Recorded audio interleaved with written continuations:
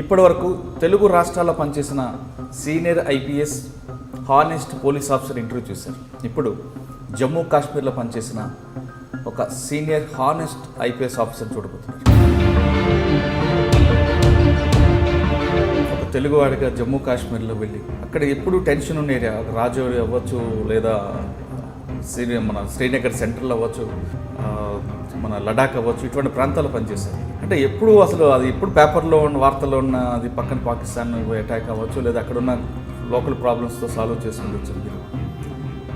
జమ్మూ కాశ్మీర్లో ఎలాంటి వర్క్ చేసేవారు, అక్కడ లా అండ్ ఆర్డర్ ప్రాబ్లం ఎలా కంట్రోల్ చేసుకొచ్చేవారు? అక్కడ మిలిటెన్స్ యాక్టివిటీ 1989లో ప్రారంభమైంది. నేను ఎక్కడైతే డోడా డిస్ట్రిక్ట్ భద్రవా సబ్ డివిజన్లో పనిచేస్తున్నప్పుడు మొట్టమొదటిసారిగా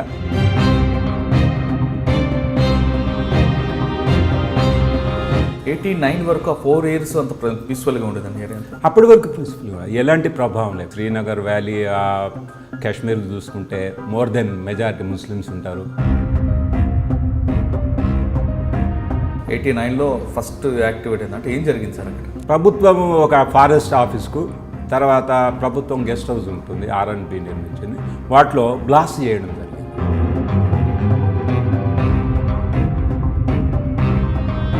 తర్వాత పోలీస్ డిపార్ట్మెంట్లో SOG అనే ఒక స్పెషల్ ఆపరేషన్ గ్రూప్ క్రియేట్ చేయడము, వాటి ద్వారా సమాచారం తెలుసుకోవడం, తర్వాత వాళ్ళ యొక్క హైడౌట్స్ను అటాక్ చేయడం. అక్కడ కాశ్మీర్ పండిట్లపై ఎక్కువ దాడులు అనేది వాస్తవం అంటారు. ఒక ప్లాన్ ప్రకారంగా టెర్రరిస్ట్ ప్లాన్స్ ప్రకారం అది జరిగింది, నిజమే, అది జరిగింది కూడా. దానివల్ల ఎక్స్చేంజ్ ఆఫ్ ఫైర్స్ కానీ జరిగాయండి అక్కడ మీరు టైం? సహజంగా జరుగుతూ ఉంటాం. మనం ట్రావెల్ చేస్తున్నప్పుడు కానీ, మనం ఎన్కౌంటర్ సైట్లో ఉన్నప్పుడు. సిటీలోకి ఏ విధంగా వస్తుంటాయండి వెపన్స్ కానీ వాళ్ళకున్న ఐడి మెటీరియల్? సమ్మర్ మెల్ట్ అవుతుంది కదా, స్నో మెల్ట్ అయినప్పుడు సామాన్యంగా వాళ్ళు క్రాస్ బార్డర్గా, అక్కడ కూడా నా పీరియడ్లోనే షెల్లింగ్ స్టార్ట్ అయిపోయి అక్కడ నేను వచ్చిన తర్వాత కార్గిల్ వార్ జరిగింది.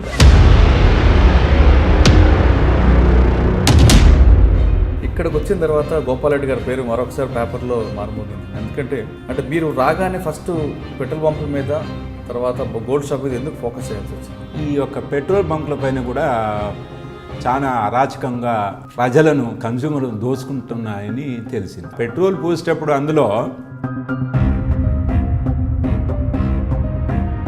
ఒక సంవత్సరానికి 500 కోట్ల పైన నష్టం కలిగజేస్తున్నారు. ప్రతి దాంట్లో అంతే ఉందండి. మీరు ఏదంటే గమనించండి. స్టీల్ కొనుక్కుంటే స్టీల్ని వే చేయగలుగుతావా సామాన్య మానవుడు? మరి ఇసుక కొనుక్కుంటే వే చేయగలుగుతావా? సిమెంట్ కొనుక్కుంటే నీ వే చేయగలుగుతావా? గ్యాస్ సిలిండర్ కొనుక్కుంటే వే చేయగలుగుతావా?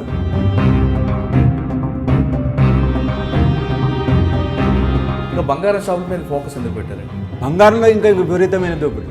దాన్ని ఎవడు అరికట్టవలేడు, వీళ్ళకి ఎవరికీ తెలియదు. ఇన్విటేషన్ ఇచ్చినట్టు, మ్యారేజ్కి ఇన్విటేషన్, మంచిగా చక్కటి కూల్ డ్రింక్స్, కాఫీ అవన్నీ ఇచ్చేసి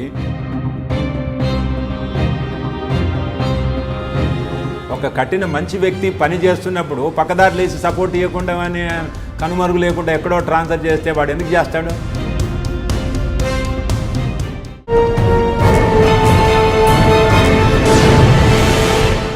వెల్కమ్ టు క్రైమ్ డైరీస్. ఇప్పటివరకు తెలుగు రాష్ట్రాల్లో పనిచేసిన senior IPS honest police officer interview చూశారు. ఇప్పుడు జమ్మూ కాశ్మీర్లో పనిచేసిన ఒక సీనియర్ హానెస్ట్ ఐపీఎస్ ఆఫీసర్ చూడబోతున్నారు. పేరు సామా గోపాల్ రెడ్డి గారు, additional DG retired Jammu Kashmir. Jammu కాశ్మీర్లో నిత్యం టెన్షన్ ఉంటుంది. అలానే టెన్షన్ ఏరియాలో ఒక తెలుగువాడిగా వెళ్ళి ఏఎస్పీ నుంచి అడిషనల్ డీజీ క్యాడర్ వరకు పనిచేసిన గొప్ప వ్యక్తి గోపాల్ రెడ్డి గారు. గోపాల్ రెడ్డి గారు జమ్మూ కాశ్మీర్లో ఎలాంటి డ్యూటీ చేశారు, అసలు జమ్మూ కాశ్మీర్ రగులుతూ ఇప్పుడు నిత్యం రగలడానికి కారణం ఏంటి, అతను పనిచేసిన టెన్షన్ ఏరియాలో ఎటువంటి సిచ్యువేషన్ ఉండేది, లా అండ్ ఆర్డర్ కంట్రోల్ ఎలాగ ఉండేది, మాబ్ కంట్రోల్ ఏ విధంగా చేయొచ్చు అనే విషయాన్ని గోపాల్ రెడ్డి గారు అంటే తెలుసుకున్నాం. గోపాల్ రెడ్డి గారు నమస్కారం. సార్, ఒక తెలుగువాడిగా జమ్మూ కాశ్మీర్లో వెళ్ళి అక్కడ ఎప్పుడు టెన్షన్ ఉన్న ఏరియా, రాజౌరి అవ్వచ్చు లేదా మన శ్రీనగర్ సెంట్రల్ అవ్వచ్చు, మన లడాక్ అవ్వచ్చు, ఇటువంటి ప్రాంతాల్లో పనిచేశారు. శ్రీనగర్ సెంట్రల్ అంటే ఎప్పుడు కూడా టెన్షన్ ఉంటుంది, పక్కన ఉన్న ఈ సౌత్ సెంట్రల్ అవ్వచ్చు అన్నీ కూడా ఎప్పుడు కంటిన్యూ టెన్షన్ ఉంటుంది. అటువంటి జమ్మూ కాశ్మీర్లో మీరు ఏఎస్పీ నుంచి ఏడీజీ వరకు పనిచేసి అంటే ఎప్పుడు అసలు అది ఎప్పుడు పేపర్లో ఉన్న వార్తల్లో ఉన్న అది పక్కన పాకిస్తాన్ అటాక్ అవ్వచ్చు లేదా అక్కడ ఉన్న లోకల్ ప్రాబ్లమ్స్తో సాల్వ్ చేసుకుంటూ వచ్చారు మీరు. జమ్మూ కాశ్మీర్లో ఎలాంటి వర్క్ చేసేవారు, అక్కడ లా అండ్ ఆర్డర్ ప్రాబ్లం ఎలా కంట్రోల్ చేసుకొచ్చేవారు, దాంతోపాటు కొంతకాలం డెప్యుటేషన్ మీద మీరు హైదరాబాద్ తెలంగాణ రావడం, ఇక్కడ లీగల్ మెట్రాల్లో పనిచేస్తున్నప్పుడు దీన్ని ఎక్కడ కంట్రోల్ చేశారు, ఈ విషయాలన్నీ చెప్పే ముందు ఒక్కసారి మీ ఫ్యామిలీ బ్యాక్గ్రౌండ్, అసలు మీరు ప్రొఫెసర్గా ఉన్న వ్యక్తి ఈ ఐపీఎస్ వైపు ఎందుకు రావాల్సి వచ్చింది చెప్పండి. అంటే ఫ్యామిలీ బ్యాక్గ్రౌండ్ అంటే మనకు ప్రస్తుతము రంగారెడ్డి డిస్టిక్ లోపల ముబారక్పూర్ గ్రామంలో నేను జన్మించినాను. దాంట్లో మా తల్లిదండ్రులు వ్యవసాయదారులు. మా తల్లిదండ్రులు ఒక 5గురిలో నేను ఆఖరివాన్ని. నాకు ఇంకా 3 బ్రదర్స్, ఒక అక్క ఉంది, అందరికన్నా పెద్దది.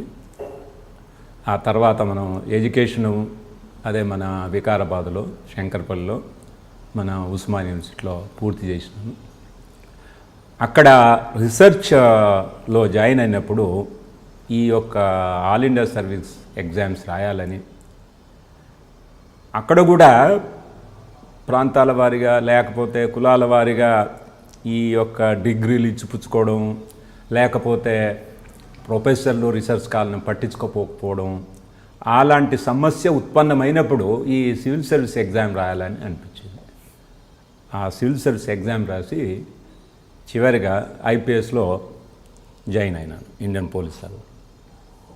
ఓకే. అక్కడ ఆ తర్వాత ట్రైనింగ్ జరిగిన తర్వాత నార్మల్గా ఫౌండేషనల్ కోర్స్ జరిగిన తర్వాత పోలీస్ అకాడమీకి ట్రైనింగ్ పంపుతారు. అప్పుడు అకాడమీలో ట్రైనింగ్ చేస్తున్నప్పుడు క్యాడర్ అలాట్మెంట్ జరుగుతుంది. సామాన్యం క్యాడర్ అలాట్మెంట్తో చాలామంది ఉత్సాహంగా నిరుత్సాహంగా ఉంటారు. అక్కడ జమ్మూ కాశ్మీర్ అని అలాట్మెంట్ అయ్యాక అందరూ హడల్గా అబ్బా జమ్మూ కాశ్మీర్ వచ్చిందని ఎవరు సంతృప్తి వ్యక్తం చేయలేరు. నిజంగా పోయే వ్యక్తికి కూడా అబ్బో చాలా దూరము జమ్మూ కాశ్మీర్ అంటే అక్కడ పనిచేయడం కష్టం అనేది అనిపించేది. అందరికీ కూడా ఈవెన్ సర్వీస్ చేస్తున్న వారికి కానీ సామాన్య ప్రజలకు కానీ అబ్బా జమ్మూ కాశ్మీర్ అనే ఒక నిస్పృహ ఏర్పడుతుంది. అంటే అప్పటికే టెన్షన్ ఎక్కువగా ఉండడం ఉంది. అప్పుడు టెన్షన్ ప్రారంభం కాలేదు. మాది 1985 బ్యాచ్.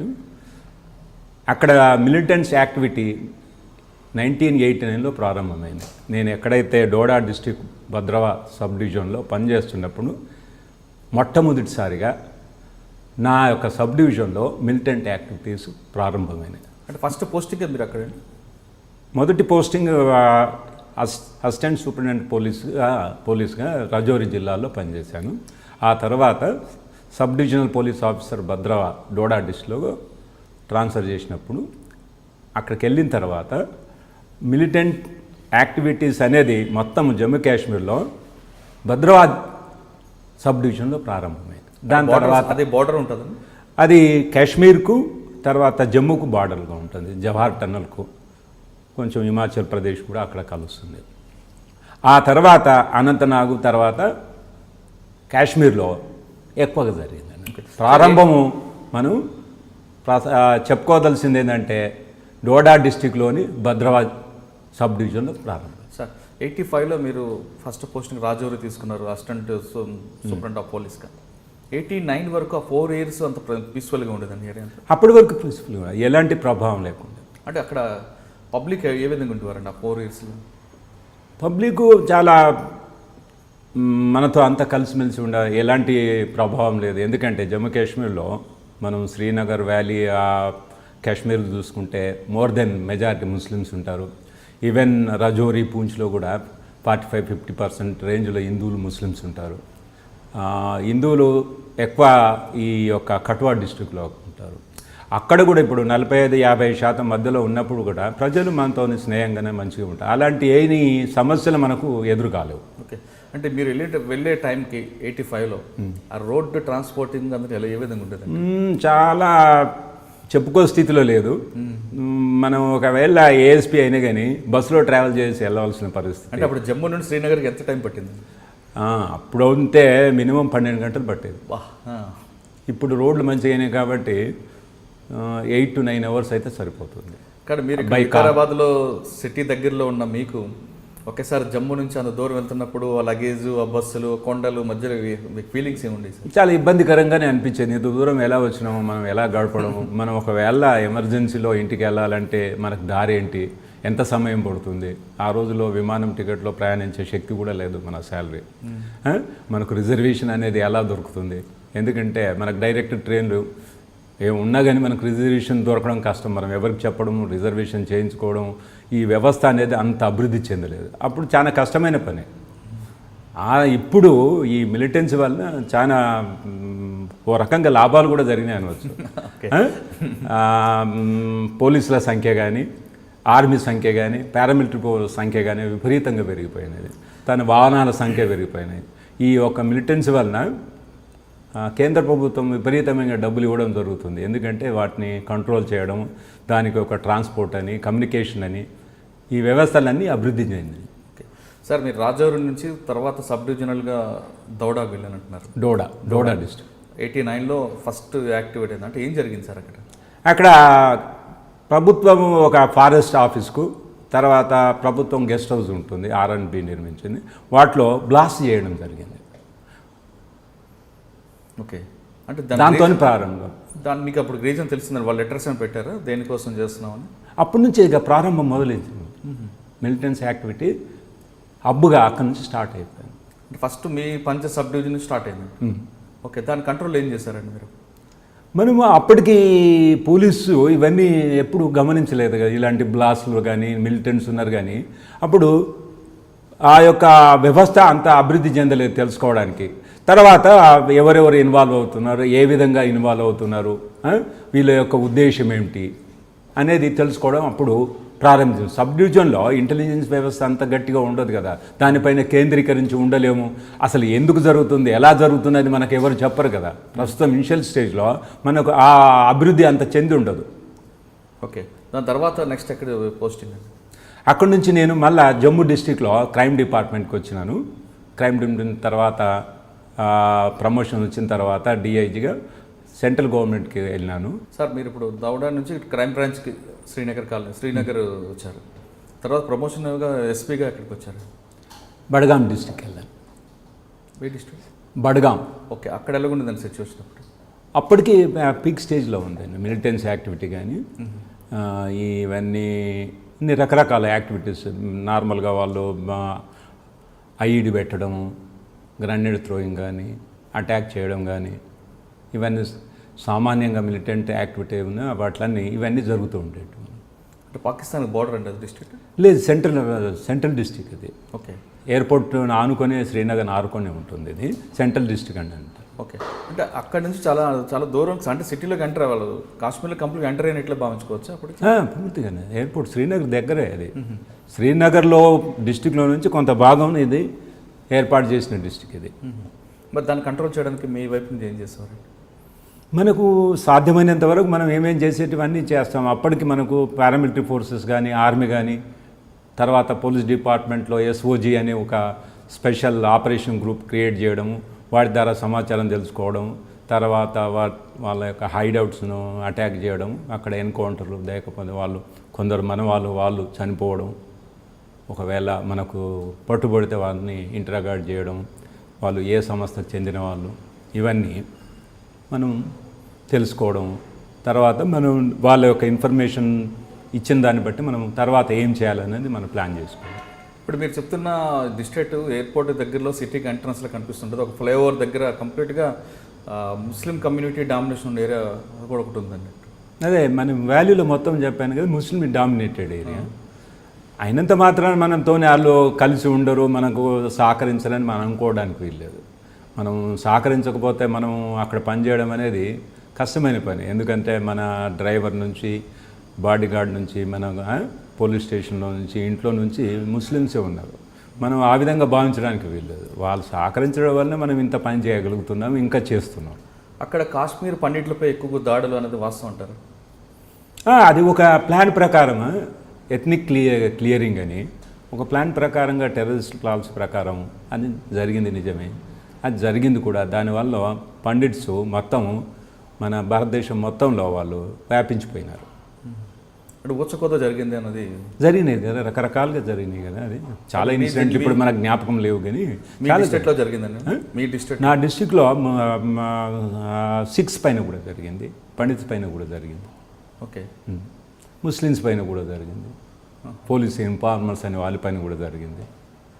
అలాంటివి అందరిగా జరిగినాయి. కొన్ని మాత్రము ఎథనిక్ను క్లీనింగ్ చేయాలనే ఉద్దేశంతో కూడా 6 పైన జరిగినది, పండిత్ పైన కూడా జరిగింది, కొంత ఈవెన్ జడ్జెస్ పైన కూడా జరిగింది. అది మీరు ఉంటారు, అవి చాలా ఓల్డ్ ఇన్సిడెంట్స్ కాబట్టి. ఆ టైంలో మీరు ఏమైనా ఎక్స్చేంజ్ ఆఫ్ ఫైర్స్ కానీ ఏమైనా జరిగాయండి అక్కడ మీరున్న టైంలో? ఏమంటారు, ఎక్స్చేంజ్ ఆఫ్ ఫైర్స్ ఏమైనా జరిగాయి? అవి సహజంగా జరుగుతూ ఉంటాయి. మనం ట్రావెల్ చేస్తున్నప్పుడు కానీ మనం ఎన్కౌంటర్ సైట్లో ఉన్నప్పుడు అవి సర్వసాధారణం. గ్రెనేడ్ త్రో చేయడం కానీ ఇవన్నీ వాళ్ళ యొక్క పనులోటి ఇవన్నీ ఇవే. మిలిటెంట్ యాక్టివిటీస్ అంటే వాళ్ళే కదా. పబ్లిసిటీ పొందాలంటే అటాక్ చేయడము, ఐఈడి బ్లాస్ట్ చేయడము, క్రాస్ ఫైరింగ్ జరగడము, ఇవన్నీ సర్వసాధారణం. అంటే బార్డర్ నుంచి సిటీలోకి ఏ విధంగా వస్తుంటాయండి వెపన్స్ కానీ వాళ్ళకున్న ఐడి మెటీరియల్? అదంతా మనం అది పెద్ద డీటెయిల్డ్ కదా. దాన్ని అంత క్షుణ్ణంగా చెప్పాలంటే మనకు బార్డర్ సెక్యూరిటీ ఫోర్స్ ఒకటి ఉంది, తర్వాత ఆర్మీ ఉంది. వాళ్ళే క్లియర్గా చెప్పగలుగుతారు. మనం ఊహించి చెప్పడం కన్నా, మనం రిపోర్ట్ తీసుకొని చెప్పడం కన్నా వాళ్ళే నిజంగా చెప్పాలని ఏ విధంగా వస్తున్నారు. సామాన్యంగా ఏముందంటే మన సమ్మర్ మెల్ట్ అవుతుంది కదా, స్నో మెల్ట్ అయినప్పుడు సామాన్యంగా వాళ్ళు క్రాస్ బార్డర్గా క్రాస్ చేయడం, దాంతోపాటు వెపన్స్, మిలిటెంట్స్ రావడం, అక్కడ మన పాకిస్తాన్ వాళ్ళు వీళ్ళని చొరబాటుదారుల కింద భయపెట్టి లోపలికి పంపడం, ఇవన్నీ వాళ్ళు చేసే కార్యక్రమం వాళ్ళు చేస్తూ ఉంటారు. మనం చేసే ఎట్లా వాళ్ళని అడ్డుకునే కార్యక్రమం మనం కూడా చేస్తాం. ఇన్స్పైట్ ఆఫ్ ఇన్ని చేసినా కానీ వాళ్ళు లోపలికి చొరబడుతున్నారు, మన పైన అటాక్ చేస్తున్నారు. అక్కడేంది మొత్తం మన ఇండియాలో వివిధ ప్రాంతాలపైన కూడా అటాక్ జరిగినాయి కదా. అంటే లోకల్ వాళ్ళు సపోర్ట్ తీసుకొని వాళ్ళు వస్తున్నారు అన్నది వాస్తవం అంటారు? కొంతవరకు సపోర్ట్ లేనిది కష్టం కదా. ఏదైనా భయంతోనో లేకపోతే ఏదైనా లాభం పొందాలనే ఉద్దేశంతోనో ఆ సపోర్ట్ మాత్రం ఉంటుంది. లేకపోతే కష్టం కదా. వాళ్ళకి షెల్టర్ ఏ విధంగా ఉండగలుగుతారు భయంతో. కానీ మీరు పనిచేస్తున్న డిస్ట్రిక్ట్లో సార్, మీరు చెప్పిన సిటీ సెంటర్లో అవ్వచ్చు లేదా బార్డర్ డిస్ట్రిక్ట్లో, ఈ ముసుగులో లా అండ్ ఆర్డర్ ప్రాబ్లం ఏమైనా మిస్ అయ్యే అవకాశం ఉంటుందంటే? తప్పకుండా జరుగుతుంది కదా. ఇప్పుడు వాళ్ళ వ్యక్తులను, వాళ్ళకి సంబంధించిన వ్యక్తులు చనిపోయినప్పుడు వాళ్ళు వ్యతిరేకిస్తారు కదా. క్రాస్ ఫైరింగ్లో కానీ, పోలీస్ ఇంటరాగేషన్లో కానీ, పారామిలిటరీ ఫోర్సెస్ ఫైరింగ్లో కానీ, ఆర్మీ ఫైరింగ్లో చనిపోయినప్పుడు ప్రజలు సామాన్యంగా వ్యతిరేకిస్తారు. ఎక్కువ స్టోన్ బెల్టింగ్ అవుతుంటాయి అంటారు కదా. అది రీసెంట్ ఫినామినా. అది ఒక కొత్తగా ప్రారంభించిన ఫినామినా. అంతకుముందు ఇలాంటివి లేవు. Grenade throwing, cross firing. అచ్చా. అంటే ఎక్కువగా మీరు మిలిటెంట్స్ యాక్టివిటీస్లో మిగతా విషయాల్లో అంటే 498 కానీ 324 అటువంటి కేసులు జరుగుతుంటాయండి, లేదంటే ఇదే ఎక్కువగా ఫోకస్ అవుతుంటుంది? నార్మల్గా అవి కూడా జరుగుతుంటే ఇంత మనం కాశ్మీర్లో కానీ ఈ మర్డర్స్ కానీ ఇవన్నీ మొదలు లేకుండేటివి. వాళ్ళంతా ధైర్యస్తులు కూడా కాదు, అంటే పీస్ఫుల్గా జరుగుతాయి. నార్మల్గా టెస్ట్ ప్రాసింగ్ కానీ 324 కానీ, సమ్ డిస్టిక్లలో ల్యాండ్ డిస్ప్యూట్స్ కానీ ఇలాంటివే ఉంటాయి. కానీ మిగతాగా ఎక్కువ ఏమి ఉండదు. కిడ్నాపింగ్ అనేది ఏంటంటే గుజ్జర్ బక్రాల్స్ ఉంటారు కాబట్టి అమ్మాయిలను తీసుకుపోవడం, వాళ్ళంతా మూవ్మెంట్ చేస్తుంటారు ఒక ప్రాంతం నుంచి ఇంకొక ప్రాంతం, అలాంటివి ఎక్కువ ఉండేవి. కానీ ఇలాంటి సమస్యలు ఉండేవి కావు. మర్డర్స్ కూడా చాలా తక్కువ ఉండేది అక్కడ. కానీ ఇది ఫోకస్ ఎక్కువైపోతుంది. దీనివల్ల ఇప్పుడు అన్నీ జరుగుతున్నాయి, అన్ని కార్యక్రమాలు జరగాల్సిన అన్నీ జరుగుతూ ఉన్నాయి. సార్, మీరు చెప్పిన కాశ్మీర్లో చాలా మంచి లొకేషన్స్ ఉంటాయండి. డాల్ సరస్సు అవ్వచ్చు, చుట్టుపక్కల మంచి మంచి లొకేషన్, అంత ప్రశాంతం, అంత బ్యూటిఫుల్ ఏరియాలని ఇంత డిస్టర్బ్ చేయడం అనేది మీరు ఇలాగ అంచనా ఇస్తుంటారు? మీరు అన్నట్టు అది మంచి సుందరమైన దేశము, అందరికీ అనుకూలంగా ఉండే వాతావరణము. దేశమంతా మన ఎండల్లో ఈ ప్రాంతంలో ఉంటే కాశ్మీర్లో పోవడానికి అందరూ ప్రయత్నిస్తారు. అలాంటి ప్రాంతంలో వివాదాస్పదంగా ఏర్పడిన ప్రాంతం అయిపోయి అది ఇంకా జటిలంగా మారుతుంది. కానీ దాన్ని ఒక దిశలో అది ఎప్పుడు ఎండ్ అవుతుంది అనేది ఎవరు చెప్పలేకపోతున్నారు. దానికి సొల్యూషన్ అంటూ ఎలక్టెడ్ ప్రభుత్వాలే దాన్ని వాళ్ళే ఏదన్నా చొరవ తీసుకొని డిసిషన్ తీసుకొని ఏదైనా చేయాలి, కానీ బ్యూరోక్రసీ రైట్ చేయాల్సింది ఏమి లేదు. వాళ్ళు సార్ మీరు చెప్తున్న ఆ ఏరియాలో కాశ్మీర్లో చాలామంది బిలో పావర్టీ కనిపిస్తున్నారండి. అలాంటిది నేనేం గమనించలేను నేను. ఎందుకంటే అంతకన్నా బిలో పావర్టీ మనం మధ్యప్రదేశ్ చూడవచ్చు, ఒరిస్సాలో చూడవచ్చు, బీహార్, యూపీ, ఈవెన్ ఇంక్లూడింగ్ అయినా మన యునైటెడ్ ఆంధ్రప్రదేశ్లో కూడా కనిపిస్తుంది. అలాంటిది ఏంటో చూడడానికి ఆ విధంగా అనిపించవచ్చు, కానీ అక్కడ బిలో పావర్టీ అని నేను చెప్పడానికి ఏమీ వీల్లేదు. వాళ్ళు ఈవెన్ పీక్ -10, 20, 30 డిగ్రీస్లలో కూడా చనిపోయిన వ్యక్తులు ఉండరు. అదే పీక్ వింటర్లో ఇదే వేరే ప్రాంతాల్లో చనిపోయినట్టు, చలికి చనిపోయినట్టు మనకు వార్తలు అందుతాయి. జమ్మూ కాశ్మీర్ అలాంటిది ఏం అనిపించలేదు నాకు. నా అభిప్రాయం ప్రకారం అంత బీదతనము జమ్మూ కాశ్మీర్లో లేదు. సార్ మీరు ఆ డిస్ట్రిక్ట్ నుంచి వేరే డిస్ట్రిక్ట్కి వచ్చారు ఎస్పీగా. అక్కడ నుంచి నేను లడాఖ్లో కార్గిల్ అనే డిస్ట్రిక్ట్ ఎస్పీగా పనిచేశాను. ఓకే, కార్గిల్ అంటే అప్పటికి బార్డర్ కనిపిస్తుంటుందండి, అప్పటికి వార్ ఏం కాలేదు. అది అప్పుడు స్టార్ట్ అయింది. అక్కడ కూడా నా పీరియడ్లోనే షెల్లింగ్ స్టార్ట్ అయిపోయి అక్కడ నేను వచ్చిన తర్వాత కార్గిల్ వార్ జరిగింది. అప్పుడు అంటే మీరున్న పీరియడ్ ఎంతకాలం ఉన్నారండి అక్కడ? ఒక 4 months ఉన్నాను నేను. అంటే అప్పుడు ఎలాగుండేదండి బార్డర్ అంతా? అప్పుడు ప్రశాంతంగా ఉండేది. సడన్గా షెల్లింగ్ స్టార్ట్ అయింది. ఎందుకంటే కార్గిల్ అనే ప్రాంతము అది కొంచెం డౌన్లో ఉండవలన పాకిస్తాన్ నుంచి వచ్చే షెల్స్ అన్నీ ప్రజలపైన పడేది. వాళ్ళను ఎవాక్యువేట్ చేయడము, వేరే ప్రాంతాలకు తీసుకుపోయి అక్కడ ఉండడం. ఎందుకంటే వాళ్ళ యొక్క ఈ యొక్క షెల్లింగ్స్ వలన పశువులు కానీ మనుషులు కానీ చనిపోవడం, ఇండ్లు కూలిపోవడం ఇలాంటివి జరిగేది. నేను అక్కడ నుంచి ట్రాన్స్ఫర్ అయిన తర్వాత నేను డిఐజీ విజిలెన్స్గా ఇంకా వార్ ప్రారంభమైపోయింది, కార్గిల్ వార్. ఓకే, అంటే ఆ వార్ రీజన్ తెలిసిందండి దేనికన్నా మీకు? కార్గిల్ వార్ రీజన్ మనం అంతా విన్నాం, చదివినాం కదా. దానిపైన రకరకాల కమిటీలు వేసినారు, వాళ్ళంతా వాళ్ళ అభిప్రాయాలు కూడా చెప్పినారు. అది జరిగిపోయింది. అది ఇంకా జరగకుండా ఏం చేయాలని కమిటీస్ కూడా నిర్ణయించినాయి, కేంద్ర ప్రభుత్వానికి అందించినాయి. అది ప్రభుత్వం నిర్ణయించుకోవాలి. సార్ మీరు చెప్తున్న కార్గిల్ బార్డర్లో ఎక్కువ గొర్రెల కాపర్లు అందరూ కూడా దాని ముసుగులో వచ్చి చొరబాటుదారులకు వస్తున్నారు అనేది వాస్తవం అంటారు పాకిస్తాన్ నుంచి? ఇంకా రకరకాల ఊహాగానాలు, రకరకాల ప్రకారాలు, బంకర్స్ తవ్వుకుంటూ రావడం అనేది, సొరంగాల మార్గాలు ఉండేవి అనేది. అంటే సామాన్యంగా మనం పీక్ వింటర్లో ఆ యొక్క మన బంకర్స్లో మనం ఉండకపోవడం కానీ, లేకపోతే వాళ్ళు రావడం కానీ అలాంటివి జరగడం వల్లే అక్కడ ఈ యొక్క వార్ ప్రారంభం జరిగింది. టోటల్గా సిటీ ఎలాగుంటుంది కార్గిల్ అనేది? ఆ ఎఫెక్ట్ లేకపోతే మనం సిటీ అని అనుకోదు. ఒక లోయలో చాలా ఎక్కడైతే ప్లేన్ ఏరియా కనిపిస్తుందో అక్కడనే మనకు ఈ ఇండ్లు కనిపిస్తుంటాయి. అక్కడనే వాళ్ళకు ఏదైనా పంట పండించుకోవడం కానీ, ఇల్లు కట్టుకోవడానికి అవకాశం ఉంటుంది. ఇల్లు టెరెన్లో మనకు చాలా జనసాంద్రత అనేది కూడా చాలా తక్కువ ఉంటుంది. మరి అక్కడ పోలీస్ వర్కే ఉంటుందండి అక్కడ? సామాన్యంగా ఆ ప్రాంతంలో రోడ్ యాక్సిడెంట్స్ ఎక్కువ. తర్వాత సమ్మర్ సీజన్లో ఏదైనా భూమి తగాదాలు, ఇంతే తప్ప మిగతా అక్కడ ఇంకా ఏమి ఉండవు అసలు. ఇవి అంటే ఈ అదర్ యాక్టివిటీ లేకపోతే ఇంకా పోలీస్కి పెద్ద వర్క్ ఉండదంటారు. అంటే ఇవన్నీ చూడడం కూడా ఇంపార్టెంట్ కదా. రోడ్ యాక్టివిటీస్ కానీ, లేకపోతే భూమి తగాదాలు కానీ, ఈ చిన్న చిన్న పనులు, వాళ్ళ యొక్క అవసరాలు, లేకపోతే కొట్లాట్లు, ఇవన్నిటికీ పోలీస్ అనేది అవసరం. కాబట్టి అంటే మనం ఇప్పుడు మేజర్ సిటీలో ఉన్నంత యాక్టివిటీ ఉండదు. అంటే మంత్లీ ఎన్ని ఎఫ్ఐఆర్స్ ఇష్యూ అవ్వచ్చు? చాలా తక్కువ. అంటే ఎన్ని సబ్ డివిజన్లు ఉన్నాయండి కార్గిల్లో?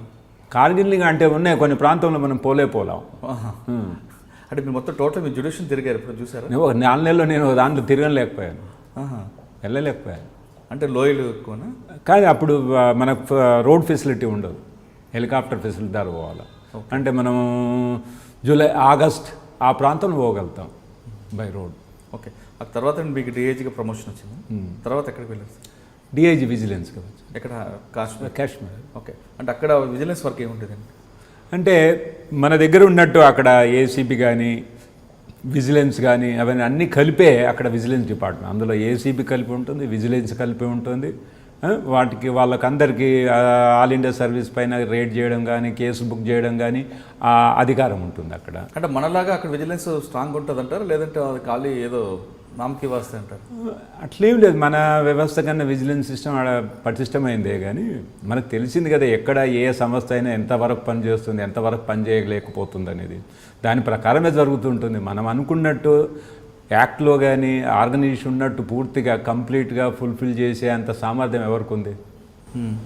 ఎవరికి లేదు కదా. కానీ కొంతవరకు మనం సౌత్లో బాగానే కనిపిస్తుంటాయి. విజిలెన్స్ అవ్వచ్చు, లేదంటే ఏసీబీ కానీ లోకాయుక్త కొన్ని యాక్టివ్ ఏజెన్సీస్ ఉన్నాయి కదా, అక్కడ కూడా అలాంటి యాక్టివ్ ఏజెన్సీస్ ఉంటాయంటారా?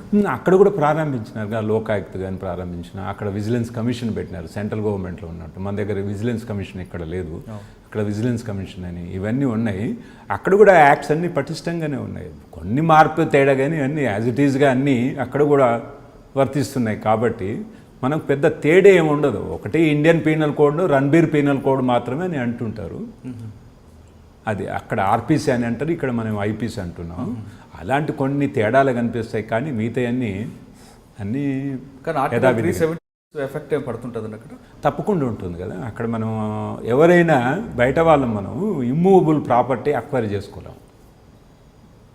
ఓకే, దాని ప్రకారం ఇమ్మూవబుల్ ప్రాపర్టీ అక్వైర్ చేసుకోకపోతే ఇంకా అక్కడ లోకల్స్కే ఉంటారన్నట్టు కదా. ఇక్కడ మన ప్రదేశంలో ఎవరైనా ఎక్కడి నుంచి అయినా వచ్చినా అక్వైర్ చేసుకోవచ్చు, సెటిల్ కావచ్చు. అలాంటి ఆల్ ఇండియా సర్వీస్ ఆఫీసర్ కూడా అక్కడ లేకపోవడం దురదృష్టకరం. దాన్ని కేంద్ర ప్రభుత్వాలు ఇంతవరకు ఏమాత్రం దృష్టి సారించకపోవడం కూడా అదొక దురదృష్టకరం. ఎందుకంటే 30 నుంచి 35 సంవత్సరాలు ఆ ప్రాంతం పనిచేసినప్పుడు మళ్ళా రిటైర్డ్ అయినప్పుడు మన జన్మస్థలంకి రావాలంటే ఇక్కడ గుర్తుపట్టే వాళ్ళు ఎవరు ఉండరు. అది ఒకమైన డ్రాబ్యాక్ అని అనవచ్చు. కరెక్టే సార్. సార్ విజిలెన్స్లో మీరు ఉన్నప్పుడు అచీవ్మెంట్స్ ఏమున్నాయి సార్? సర్వసాధారణంగా ఇప్పుడు కరప్షన్ గురించే కదా దాని గురించి జరిగేది. ఇంకా రకరకాల పద్ధతిలో డబ్బులు సంపాదిస్తారు కాబట్టి వాటిని అరికట్టడం. దాన్ని అంటే కరప్షన్ ఏ డిపార్ట్మెంట్ ఉండేదండి? మనకు సర్వసాధారణంగా మనకు ఎక్కువ ఏం కనిపిస్తుందంటే రెవెన్యూ డిపార్ట్మెంట్ అని, కాశ్మీర్లో కూడా ఇరిగేషన్ డిపార్ట్మెంట్ కానీ, మిగతా ఏ డిపార్ట్మెంట్లు ఉన్నాయో వాటిల్లో ఎక్కువగానే ఉంటుంది. ఇప్పుడు కరప్షన్ లేని డిపార్ట్మెంట్ ఏది లేదు కానీ అందులో ఎక్కువనే ఉంటుంది. ఓకే, కానీ శ్రీనగర్లో 6 నెలలు, జమ్మూలో 6 నెలలు ఉన్నప్పుడు ఇక్కడ ఎక్కువ ఉండేదని అక్కడ ఎక్కువ కనిపిస్తుంటుంది కరప్షన్ అంటే. ఒకే రాష్ట్రం కదా, కొంచెం తేడా ఉంటుంది కదా. Corruption existing everywhere. తేడా మనకు అట్లా మనం ఏం తూకం చేయలేము. ఇప్పుడు ఎక్కడైనా ఒక 500 తీసుకొని ఏసీపీకి దొరికినట్టు అక్కడ కూడా 500 తీసినట్టు దొరుకుంటాడు. 10,000 కానీ 5 లక్షలు కానీ. అంటే ఒక రకంగా చూస్తే కరప్షను మన దగ్గర ఎక్కువ ఉంది, అక్కడ తక్కువ ఉంది. మన దగ్గర ఇవన్నీ లక్షలు, కోట్లు. అక్కడ 5,000, 10,000, 50,000, 1,00,000, 2 లక్షలు.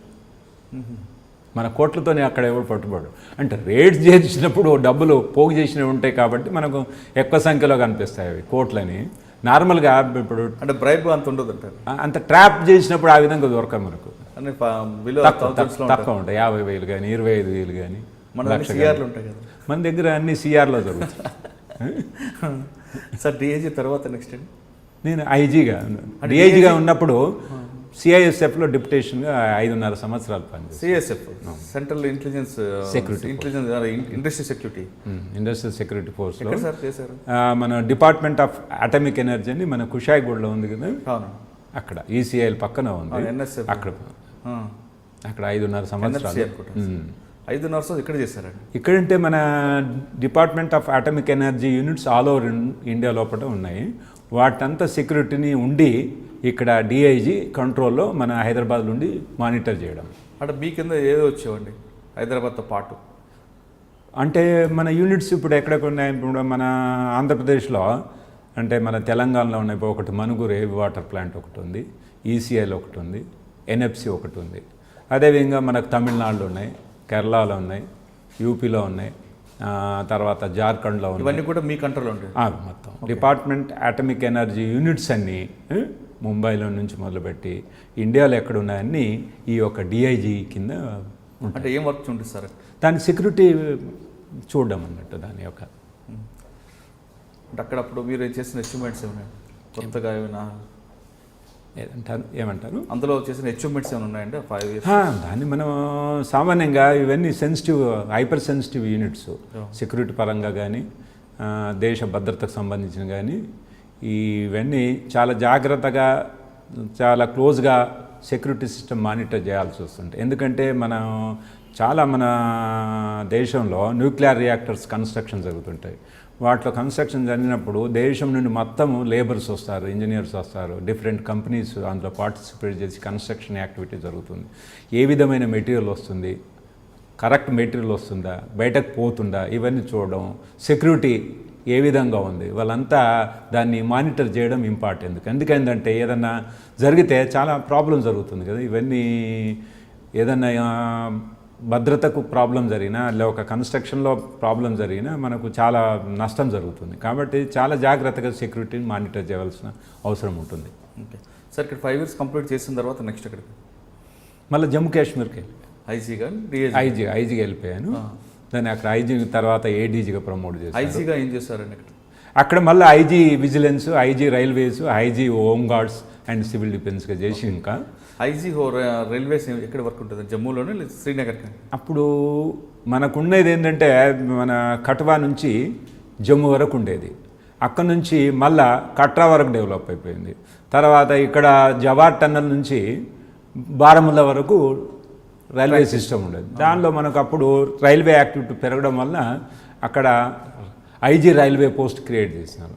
దానికి మొత్తం డిప్లాయ్మెంటు, ఎందుకంటే మిలిటెంట్ యాక్టివిటీస్ ఉన్నందువలన లోకల్ పోలీస్ని ఎక్కువ డిప్లాయ్ చేయడం జరిగింది. ఇక్కడనేమో మనకు అంత లోకల్ పోలీస్ అంత డిప్లాయ్ చేయడం తక్కువగా చేస్తాము. దాంతో పాటు ఆర్పిఎఫ్ కూడా పనిచేస్తుంది. అక్కడ జిఆర్పి అక్కడ ఉంటుంది. జిఆర్పి మన లోకల్ పోలీసు, ఆర్పిఎఫ్ ఏమో central government. Railway next engage చేస్తారంటే railway, IG railway, IG vigilance, IG home guards and civil defence. Okay sir, IG స్థాయికి వచ్చేసరికి టోటల్ కాశ్మీర్లో ఎక్కువ ప్రాంతం హైపర్ సెన్సిటివ్ ఏరియా ఏ డిస్ట్రిక్ట్ వచ్చిందండి? దేనిలో? లా అండ్ ఆర్డర్ ప్రాబ్లమ్స్లో కానీ అంటే అక్కడ మనం సెంట్రల్ కాశ్మీరు శ్రీనగర్, బడగాం వస్తుంది. సౌత్ కాశ్మీర్ అంటే అనంతనాగ్, పుల్వామా. తర్వాత నార్త్ కాశ్మీర్ అంటే కుప్వాడ అండ్ బారాముల్లా. వీటిలో ఎప్పుడైనా లా అండ్ ఆర్డర్ ప్రాబ్లం విపరీతంగా ఉండేది. తర్వాత జమ్మూ ప్రావిన్స్లో డోడా డిస్టిక్, తర్వాత సెన్సిటివ్గా రజౌరి అండ్ పూంచ్ జిల్లాల్లో ఈ యొక్క మిలిటెంట్ యాక్టివిటీస్ ఎక్కువగా ఉండేది. వీటన్నిటికన్నా జమ్మూ ప్రావిన్స్లో డోడా డిస్టిక్లో విపరీతంగా ఉండేది.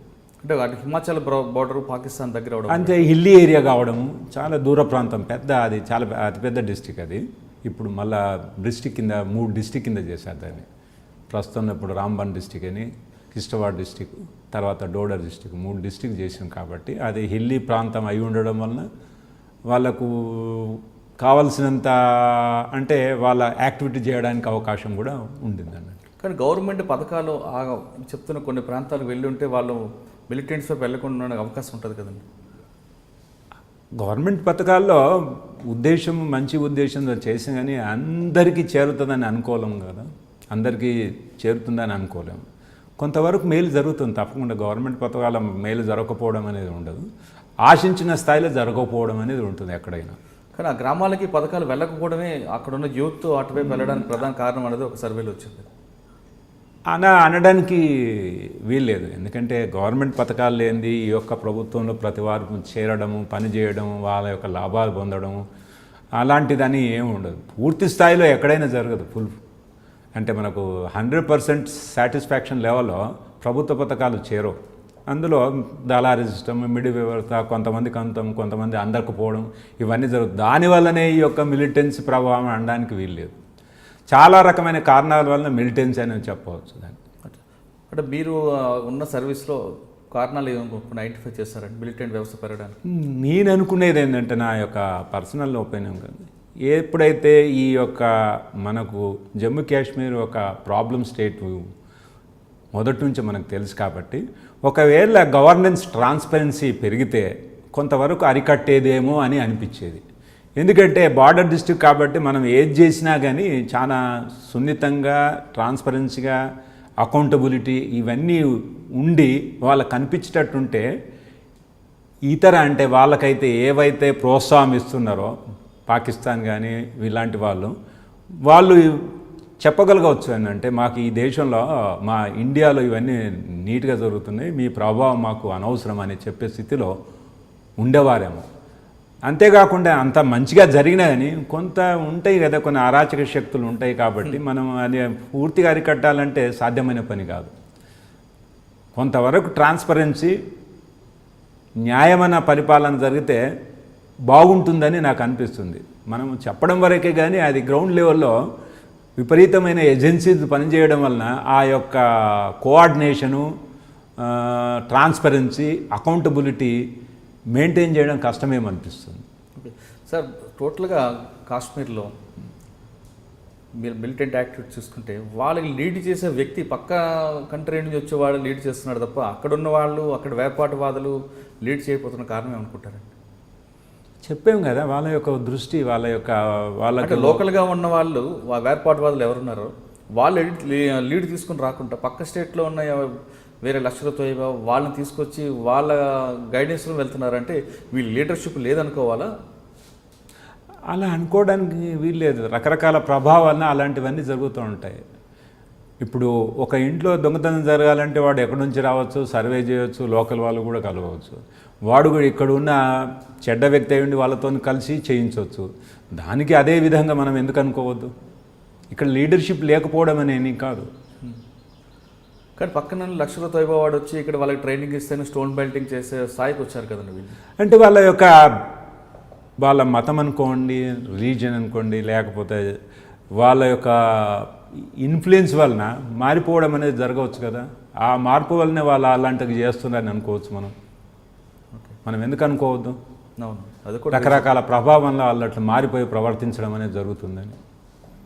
సార్, మీరు టోటల్ సర్వీస్లో ఆ బోర్డర్ వైపు జిల్లాలు కానీ సరిహద్దు ప్రాంతాలు ఎక్కడ తిరిగినప్పుడు ఏమి తిరిగారండి?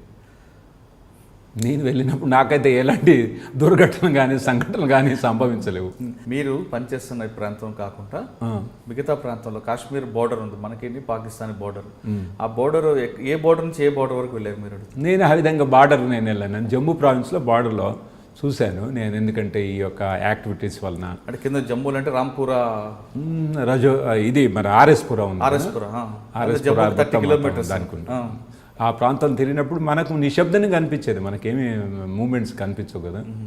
అంటే మీరు ఎప్పుడైనా వార్ల వైపు చూసారంటే అక్కడ షెల్స్ పడుతున్నప్పుడు మళ్ళీ మన బీఎస్ఎఫ్ వాళ్ళు ఫైర్ చేయడం? మనం అప్పుడు చూడలేదు నేను అలాంటి. మీరు మన సిటీ వరకు నేను అక్కడ చూడలేను. మన రాత్రిపూట కానీ, అది ఒక మార్నింగ్ కానీ రాత్రిపూట కానీ జరుగుతుంది. అది మనం అప్పుడు పోయినప్పుడు మనం కూడా పోలేము కదా అక్కడికి. మనం అక్కడికి వద్దని చెప్పేస్తారు కదా, మనం అంత దూరం వెళ్ళనివ్వరు కదా. పబ్లిక్ ఒపీనియన్ ఎలా ఉంటుంది జనరల్గా దేనిపైన? జమ్మూ కాశ్మీర్లో నిత్యం పాకిస్తాన్తో వారు కోరుకుంటారా, లేదు ప్రశాంతంగా ఉండాలని కోరుకునేవారు?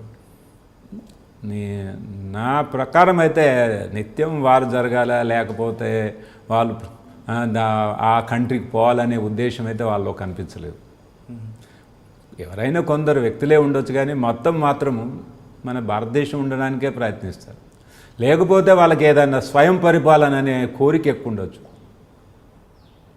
ఓకే, అంతే ఉండొచ్చు. కానీ పాకిస్తాన్తో కలిసిపోవాలనే ఉద్దేశం అయితే నాకు వాళ్ళలో కనిపించలేదు. మరి కొన్ని శక్తులు ఉంటాయి, దాన్ని మనం ఎక్కడైనా ఉండవచ్చు. ఇప్పుడు మన దగ్గర కూడా నక్సలైట్ ప్రాబ్లం ఉంది. మనం ఎన్ని రకమైన ప్రభుత్వ పథకాలు తీసుకెళ్ళినా కానీ నక్సలిజం అనేది ఇంకో ఉంది. మనం ఈ విధంగా అణచివేసినాం. వీళ్ళు ఎక్కడి నుంచి వచ్చినారు? మనలోనే వాళ్ళు కదా. వాళ్ళు బయట నుంచి రాలేదు కదా నక్సలైట్స్, మనలో వాళ్ళు. ఇంతవరకు ఇంకా మనం కంట్రోల్ లేక చేయబోతున్నాం. అలాంటి ప్రభావం వాళ్ళపైన, ఎలాంటి ప్రభావం వాళ్ళపైన ఈ విధంగా నక్సల్గా కంటిన్యూగా వర్క్ చేయడం పని చేస్తుందో మనం ఆలోచించాలి. దానికి కారణం ఏమిటో. కారణాలు రకరకాలుగా ఉన్నాయి, చెప్తారు. మనం అన్ని కారణాలు మనం చెప్పినా, వాటిని సాల్వ్ చేసినా అది అయిపోతుందని మనం అనుకోలేము. మరి అన్ని ప్రభుత్వాలు, రాష్ట్ర ప్రభుత్వాలు, కేంద్ర ప్రభుత్వాలు ప్రయత్నించగానే ఇంకా మరి ఎందుకు కంటిన్యూ అవుతుంది నక్సల్ ప్రభావం? అక్కడ కూడా అదే అనుకోవచ్చు కదా. మరి బయట నుంచి బయట ప్రోత్సాహం ఎక్కువ ఉంది. ఆ ప్రోత్సాహంతో వాళ్ళని ఏ విధంగానే మార్చవచ్చు కదా. మన పథకాలు పనిచేస్తున్నాయి, వాళ్ళు మారిపోతారని అనుకోవడం వలన బయట వాళ్ళ ప్రోద్బలము, వారి యొక్క ఐడియాలజీ, లేకపోతే వాళ్ళ యొక్క మతం వాళ్ళను అందులో లాగొచ్చు కదా. ఆ లాగడం వల్లే ఇది ఇంకా కంటిన్యూ జరుగుతుంది. ఇది వాళ్ళు చేసేది తప్పని భావించే వరకు ఇది జరుగుతూనే ఉంటుంది. అప్పుడు ఎప్పుడు భావిస్తుంది? వాళ్ళు ఎప్పుడు ఆ ఆలోచన ధోరణిలో ఆలోచించాలి, చేసేది తప్పు అని ఎప్పుడు అనుకుంటారు? అట్లంటే వ్యవస్థలో అన్ని మార్పులు వస్తాయి. మన ప్రతి వ్యవస్థలో తప్పులు జరుగుతున్నాయి. పక్క కంట్రీ యొక్క ప్రోద్బలం ఎక్కువ ఉంది కాబట్టి దాని ఇంపాక్ట్ ఎక్కువ అవుతుంటుంది. ఉంటుంది కదా, మన లోపల స్టేట్లోనే చెప్తాను జీరో రానే పరిస్థితి ఉన్నప్పుడు ఆ పక్క కంట్రీ సపోర్ట్ ఎక్కువనే ఉంటుంది సార్. దానికి తోడు ఇంకా మతం కూడా ఉంది కదా. రైట్, అదొకటి యాడ్ అయింది. సార్, జమ్మూ కాశ్మీర్ లాంటి ఏరియాలో, శ్రీనగర్ అవ్వచ్చు లేదంటే పూంచ్ ప్రాంతాల్లో సినిమా హాల్ ఎందుకు ఉండవు సార్ అక్కడ? అంటే ఆ విధమైన ఎకనామిక్ కెపబిలిటీ లేకపోవడం, తర్వాత రిమోట్ ఏరియాలో ఉండడం వలన చాలా డబ్బులు ఖర్చు పెట్టి నువ్వు కన్స్ట్రక్ట్ చేయాలి కదా, అంత డబ్బు లేకపోవడం. అంటే ఇప్పుడు ఇక మన టెలికాంలో రెవల్యూషన్ వచ్చింది కాబట్టి ఇప్పుడు ప్రతి వారు మొబైల్ ఉంటుంది, ప్రతి వారు ఇంకా. కానీ ఎక్కడ చిన్న చిన్న ఊర్లోనే ఒక మల్టీప్లెక్స్ ఉంటున్నప్పుడు అంత పెద్ద శ్రీనగర్లో ఒక్క థియేటర్ కూడా కనపడకూడదు అంటే దానికి రకరకాల కారణాలు ఉన్నాయి కదా. ఇప్పుడు బిజినెస్ వాళ్ళు పోవడానికి వీల్లేదా, అక్కడ ఈ కెనాట్ అక్వైర్ ల్యాండ్, ఈ cannot construct and industrial units. అలాంటప్పుడు మరి వేరే వాళ్ళు బయట నుంచి ఏ విధంగా అక్కడికి వెళ్ళగలుగుతారు? డెవలప్మెంట్ అనేది జరగదు. అందుకనే ఒక రకంగా చెప్పాలంటే ఆర్టికల్ 370 అనేది జమ్మూ కాశ్మీర్ డెవలప్మెంట్ కాకపోవడం ఒక కారణం. రైట్, కరెక్ట్గా వచ్చింది. Big hurdle. వాళ్ళు ఏమనుకుంటారంటే ఈ ఆర్టికల్ 370 మాకు ఉండాలి, మేము ఇది తీసేస్తే మేము ఊరుకోలేము అనే ఉద్దేశంతో ఒక వార్ చేసే ప్రయత్నంలో కనిపిస్తారు మనకు. వాళ్ళకి ఎంత నష్టం జరుగుతుందో వాళ్ళు ఊహించలేకపోతారు. వాళ్ళు ఏమనుకుంటారంటే ఒకవేళ ఆర్టికల్ 370 తీస్తే బయట వాళ్ళ నుంచి మొత్తము డెవలప్మెంట్ పేరు పైన వాళ్ళ భూమిని అంతా ఆక్రమించుకునే అనే ఉద్దేశం ఉంటుందేమో వాళ్ళకు. కానీ డెవలప్మెంట్ జరుగుతుంది, మనం ఒక ముందు వెళ్తామనే ఆలోచన లేకపోవడము ఉన్న, కానీ ఎందుకని దాన్ని అట్లనే పొలిటికల్ ఒక కింద తీసుకొని దాన్ని ఆపేయడము, దాన్ని వ్యతిరేకించడము జరుగుతుంది. ఓకే సార్, ఐజీ తర్వాత నెక్స్ట్ ఎక్కడికి వచ్చారు?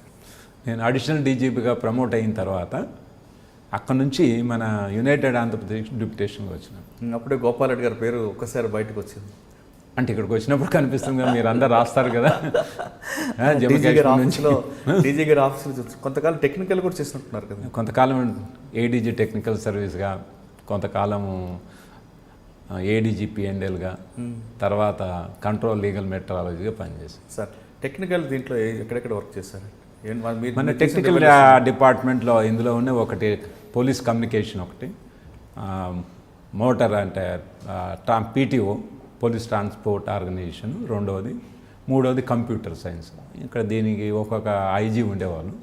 వాళ్ళు మేజర్గా వాళ్ళే కోఆర్డినేట్ చేసి వాళ్ళు అన్ని పాలసీ కానీ ఇవన్నీ ఎగ్జిక్యూట్ చేసి పనిచేసేవాళ్ళు. ఓకే, కానీ శ్రీకాకుళం దళితులు ఆ సబ్జెక్ట్ ఏంటండి? అప్పుడు ఒక ఏడీజీ అతను లీవ్లో వెళ్ళినప్పుడు నాకు 1 month ఇన్ఛార్జ్ ఇచ్చినప్పుడు నేను అక్కడికి వెళ్ళాల్సి వచ్చింది. అక్కడ కారణం ఏంటంటే కాపులు మాలలను అటాక్ చేసి చంపినరని ఉదయం పూట శ్రీకాకుళం అక్కడ భూమి పంపకంలో, లేకపోతే డ్యామ్ అదేదో కట్టినప్పుడు దాన్ని హద్దులు సరిగ్గా లేకపోవడము, ల్యాండ్ అక్వైర్ చేసినప్పుడు ఆ ల్యాండ్ ఎంత అక్వైర్ చేస్తే అంతవరకు ఆ డ్యామ్ కట్టకపోవడం వల్ల ఆ మిగిలిన భూమిని వీళ్ళందరూ మళ్ళీ కల్టివేట్ చేసుకోవడము, దానిలో సమస్యలు ఉత్పన్నమై ఈ కాపులకు ఎస్సీలకు కొట్లాట జరగడంలో దళితుల పైన కొంత మార్నింగ్ సమయంలో అటాక్లో కొంతమంది చనిపోయారు. ఆ నేపథ్యంలో శ్రీకాకుళం వెళ్ళడం జరిగింది. అక్కడ కొంతమందిని అరెస్ట్ చేయడం కూడా జరిగింది. ఓకే, అంటే దాని రీజన్ అనేది మీకు ల్యాండ్ వివాదం, భూ వివాదం అంతే. ఇంకా కారం చేయడం కాకుండా దాన్ని అక్కడితోనే మీరు ఆపారు. అంటే ఎవరైతే ఈ దళితులను అటాక్ చేసి చంపారో వాళ్ళని అరెస్ట్ చేసినప్పుడు సామాన్యంగా వాళ్ళు ఏమనుకుంటారు, దళితులు వాళ్ళకు ప్రభుత్వం ఏ విధంగా సహకరించలేదు, మామూలుగా చనిపోతే ఊరుకున్నారు అనేది సామాన్యంగా ప్రింట్ మీడియా, ఎలక్ట్రానిక్ మీడియా ప్రచారం చేస్తుంది. కాబట్టి అది గవర్నమెంట్ కంపల్సరీ చేయవలసిన చర్య. ఎవరైతే ఆ యొక్క అరాచకానికి పాల్పడో వాళ్ళను ఇమ్మీడియట్లీ అరెస్ట్ చేసి ప్రాసిక్యూట్ చేయడానికి అవకాశం కల్పిస్తేనే దళితులకు అభిమానం అది గవర్నమెంట్ పైన నమ్మకం కుదురుతుంది. సార్, దాని తర్వాత నెక్స్ట్ పోస్ట్ ఎక్కడ? కంట్రోల్ లీగల్ మెట్రాలజీగా ట్రాన్స్ఫర్ చేస్తాం. ఇక్కడికి వచ్చిన తర్వాత గోపాల్ రెడ్డి గారి పేరు మరొకసారి పేపర్లో మారుమోగిందండి. ఎందుకంటే అంతవరకు పెట్రోల్ పంప్ మీద దాడులు కానీ, బంగారు షాప్ మీద అటాకులకు దాడులు కానీ జరిగేవి కావు. అంటే మీరు రాగానే ఫస్ట్ పెట్రోల్ పంపుల మీద, తర్వాత గోల్డ్ షాప్ మీద ఎందుకు ఫోకస్ చేయాల్సి వచ్చింది?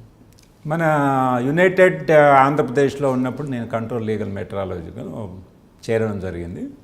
ఇక్కడ మన ఇండియా లోపల ఆంధ్రప్రదేశ్లో లీగల్ మెట్రాలజీ డిపార్ట్మెంట్ చాలా పటిష్టంగా ఉంది.